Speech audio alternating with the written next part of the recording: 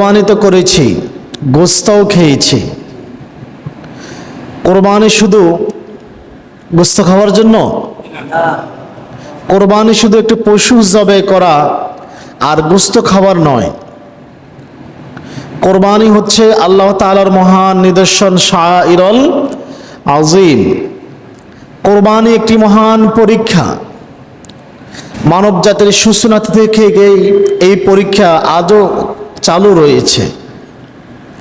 কোরবানির মাধ্যমে আল্লাহ তাআলা আদম আলাইহিস সালামের দুই সন্তান কাবিল এবং হাবিলকে পরীক্ষায় ফেলেছিলেন। একজন পরীক্ষায় পাশ করেছে, একজন ফেল করেছে। একজন পাশ করে সর্বপ্রথম জান্নাতের স্বাদ নিয়েছে, আরেকজন ফেল করে ধ্বংসের অতল গহ্বরে নিক্ষিপ্ত হয়েছে। হাবিল কাবিলের মাধ্যমে পরীক্ষা শুরু হয়েছে। সকল নবীদেরকে কোরবানির মাধ্যমে আল্লাহ পরীক্ষা করেছেন এবং মুসলিম মিল্লাতের পিতা ইব্রাহিম আলাইহিস সালাম এবং জবিহুল্লাহ মুহাম্মদ সাল্লাল্লাহু আলাইহি ওয়াসাল্লামের পূর্বপুরুষ ইসমাইল আলাইহিস সালামকেও আল্লাহ তাআলা কোরবানির মাধ্যমে মহান পরীক্ষায় ফেলেছিলেন। ইন্না হাযা লাহুল বালাউল মুবিন, নিশ্চয়ই কোরবানি ছিল একটি সুস্পষ্ট পরীক্ষা। কোরবানির মাধ্যমে আল্লাহ আমাদেরও পরীক্ষা নিয়েছেন। কি উদ্দেশ্য কোরবানি করেছি আমরা? কোরবানি একটি বিধান। কোরআনুল কারীমে, রাসূলুল্লাহর হাদিসে ইসলামের সবচেয়ে প্রাচীন যেই বিধানের ব্যাপারে বিস্তারিত ইতিহাস সহকারে আলোচনা পাই সেটা হচ্ছে কোরবানি। সেটা হচ্ছে কি? কোরবানি। কোরবানি একটি আদর্শের নাম। আজকে কোরবানি একটি আদর্শ, আমরা বুঝতে পারি এটি মুসলিম মিল্লাতের জন্য আদর্শ।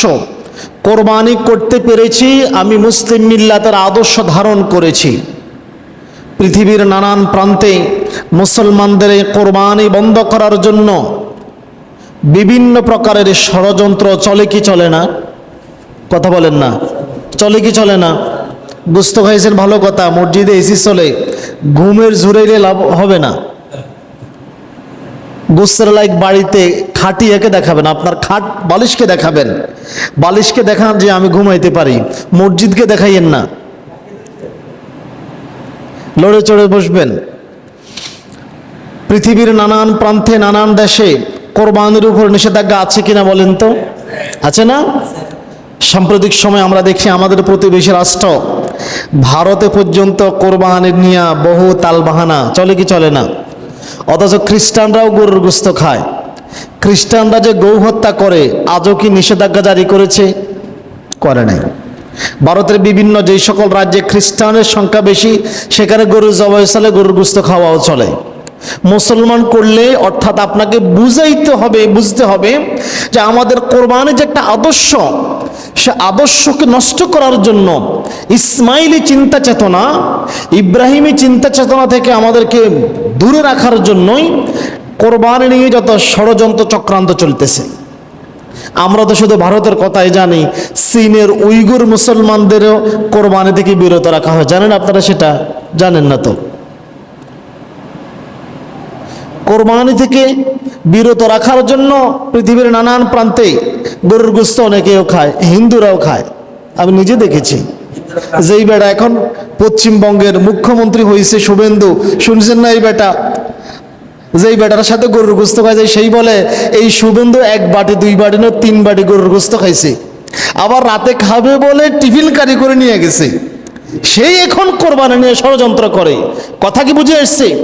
অর্থাৎ মুসলমানদেরকে কোরবানির আদর্শ থেকে দূরে রাখার জন্য বিভিন্নভাবে নানাভাবে চক্রান্ত চলতেছে। আমরা যেন ইব্রাহিমী রিলিজিয়ান, ইসমাইলি আদর্শ যেন আমাদের ভিতরে টিকে না থাকে, এমন একটা চক্রান্ত বিশ্বব্যাপী চলতেছে। এরপরে কোরবানি এমন এক আদর্শ যা আদম আলাইহিস সালাম থেকে আজও চলমান রয়েছে। কোরবানিতে রয়েছে মহান শিক্ষা। কোরবানি তো করলাম, কোরবানি আমাদেরকে কি শিক্ষা দিয়ে গেল?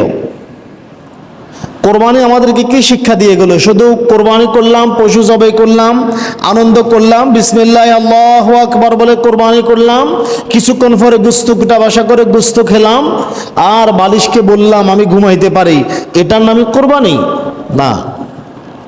কোরবানির প্রথম এবং প্রধান শিক্ষা হলো, কোরবানি আপনাকে আমাকে শিক্ষা দিয়ে যাচ্ছে তোমরা তাকওয়া অর্জন করো।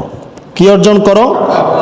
তাকওয়া অর্জন করা ছাড়া কোরবানি যেমনি কবুল হয় না, কোরবানির পরবর্তীতে কোনো পুরস্কারও পাওয়া যায় না। কোরবানি হবে তাকওয়া। তাকওয়া মানে কি? আল্লাহকে ভয় করেছি, আল্লাহকে ভয় করে আল্লাহর সন্তুষ্টির জন্য কোরবানি করেছি। অন্তরে আল্লাহর ভয় না রেখে যদি দুনিয়ার কোনো স্বার্থ, মানুষকে দেখানোর জন্য যদি কোরবানি করে থাকি, দুনিয়াবি কোনো উদ্দেশ্য থাকে, আল্লাহ আল্লাহর কসম এই কোরবানি কবুল তো হবেই না, বরং ধ্বংস ডেকে আনবে। কোরবানি কি ডেকে আনবে? ধ্বংস ডেকে আনবে, ধ্বংস। কোরবানি আমাদের ধ্বংস ডেকে আনবে। যেমনি করে আদম আলাইহিস সালামের পুত্র কাবিল ধ্বংসে লিপ্ত হয়েছে। কাবিল আদম আলাইহিস সালামের পুত্ররা, দুই পুত্রকে আল্লাহ পরীক্ষা করেছেন যে তোমরা দুইজনে কোরবানি করো। দুইজনে কোরবানি করলো। কাবিল করেছিল দুনিয়ার স্বার্থে, একটা নারীকে পাওয়ার জন্য। কাকে পাওয়ার জন্য? একটা নারীকে পাওয়ার জন্য কাবিল কোরবানি করেছিল, দুনিয়াবি স্বার্থে। আল্লাহর সন্তুষ্টির উদ্দেশ্য ছিল না, আর তাই কাবিলের কোরবানি কবুল হয় না, সে ধ্বংসে লিপ্ত হয়েছে। এখন আর এই ধ্বংসের জন্য কাবিল সংশোধন না হয়ে আল্লাহর কাছে তাওবা না করে বরং পাপের পরিমাণ আরো বাড়ায় দিয়েছে। কি পাপ করলো এরপরে? কোরবানি তো কবুল হয় নাই। দেখেন, কোরবানি কবুল যদি আমাদেরও কোরবানি কবুল না হয়, খুব শীঘ্রই আপনার জন্য ধ্বংস অপেক্ষা করতেছে। কোনো না কোনো একটা ক্ষতি আসবে, কোনো না কোনো ক্ষতি আসবে। সূরা আস-সাফফাত 100 নম্বর আয়াত থেকে পরবর্তী 30-40 আয়াত পড়েন, বুঝতে পারবেন। কোরবানি যদি কবুল না হয় তাহলে ধ্বংস অপেক্ষা করতেছে। সূরা মায়েদা পড়েন, সূরা মায়েদার একেবারে 20 নম্বর আয়াত থেকে পড়তে শুরু করেন, দেখবেন কোরবানি কবুল হইলেই পুরস্কার, না হইলে ধ্বংস। কাবিলের কোরবানি কবুল হয় না, সে ধ্বংস হয়েছে।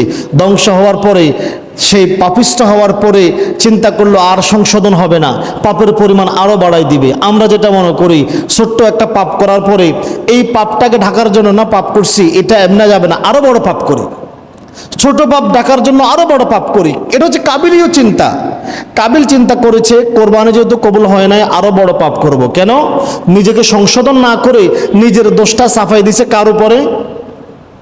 তার ভাই হাবিলের উপরে। হাবিলকে হত্যা করলো, হত্যার মতো অপরাধ করলো। তারপরে তার সহোদরা বোনকে জোর করে বিবাহ করলো, যাকে তার জন্য বিবাহ করা হারাম ছিল। আর অন্যদিকে হাবিলের কোরবানি কবুল হয়, কারণ তার অন্তর ছিল তাকওয়ায় পরিপূর্ণ। সে কোরবানি করেছে কার জন্য? আল্লাহর সন্তুষ্টির জন্য।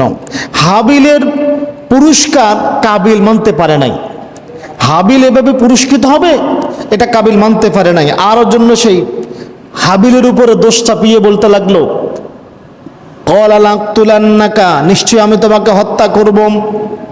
আর হাবিলের জবাবটা কি ছিল? হাবিল যে মুত্তাকি, হাবিল পরিচয় দিচ্ছে, হে আমার ভাই শোনো, ক্বালা ইন্নামা ইয়াতাকাব্বালুল্লাহু মিনাল মুত্তাকিন, নিশ্চয়ই আল্লাহ মুত্তাকি ছাড়া কারো কাছ থেকে কবুল করে না। আল্লাহ কার কাছ থেকে কবুল করে? শুধু পশু জবাই করলেন, গোস্ত খাইলেন, মানুষকে দেখাইলেন, এটাই কোরবানি নয়। এটাই কোরবানি নয়। কি উদ্দেশ্য কোরবানি করেছেন? কে দেখেছে? হাবিল আরো বলল, হে আমার ভাই, তুমি যে পাপ করেছ, এখন বলতেছ আমাকে হত্যা করবে, হত্যা করো, অসুবিধা নাই, কিন্তু মনে রাখো তুমি যে আমাকে হত্যা করবা, আমি তোমাকে হত্যা করার জন্য কোনো অস্ত্র হাতে নিব না, তোমার দিকে হাত বাড়াবো না। কেননা ইন্নী আখাফুল্লাহ রাব্বাল আলামিন, নিশ্চয়ই আমি জগৎ সমূহের প্রতিপালক আল্লাহ তাআলাকে ভয় করি। আল্লাহু আকবার। হাবিল জানতো যদি কাবিলের মতো আমিও সংশোধন না হয়ে দোষারোপ আর প্রতিশোধের নিশায় পরায়ণ হই, আমিও কাবিলের মতো ধ্বংস হয়ে যাব, আমিও আগুনের অধিবাসী হয়ে যাব। ভাই ভাইয়ের বিরুদ্ধে যখন যুদ্ধে লিপ্ত হয়, দুই ভাই জাহান্নামে যাবে।